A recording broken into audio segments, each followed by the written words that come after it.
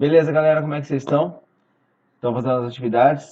Segunda aula nossa, vamos falar de prismas. Falamos de poliedros na aula passada. Um prisma é um poliedro também. Olha esses desenhos aí. São todos poliedros, né? São figuras geométricas espaciais, são sólidos espaciais fechados, cujas faces são polígonos. Então, todos eles são poliedros que a gente falou na semana passada. A diferença é que é um caso particular de poliedro, chamado de prisma. Um prisma, ele sempre tem duas bases paralelas e congruentes, ou seja, duas bases paralelas de mesmas medidas.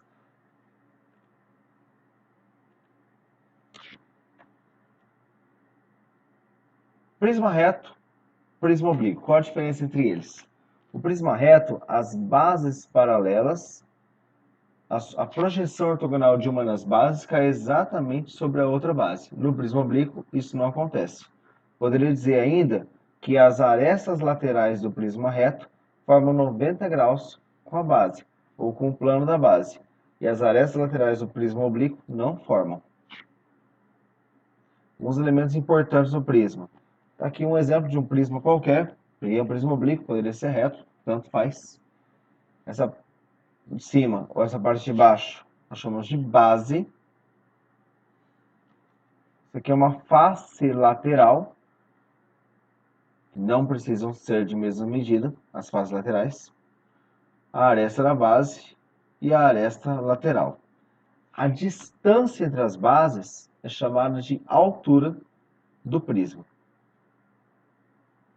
A nomenclatura do prisma sempre depende do polígono da base. Então, por exemplo, se a base for um triângulo, tem um prisma triangular. Se a base for um quadrilátero, tem um prisma quadrangular. E assim sucessivamente. O que é um prisma regular? É sempre um prisma reto, cuja base é um polígono regular. Se você tiver um prisma reto, cuja base é um triângulo equilátero, você pode falar que é um prisma regular triangular.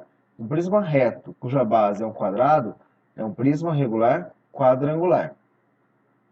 No caso dos prismas regulares, as faces laterais, sim, são todas iguais, são todos retângulos iguais.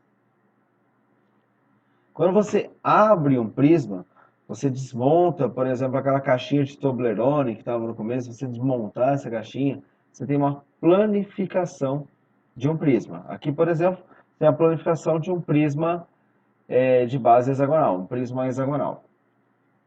É legal a ideia da planificação porque ajuda a gente no cálculo das áreas.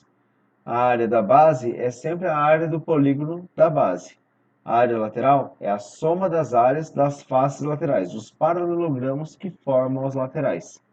E a área total? Lembra que o prisma tem duas bases paralelas iguaizinhas? Então é duas vezes a área da base mais a área lateral.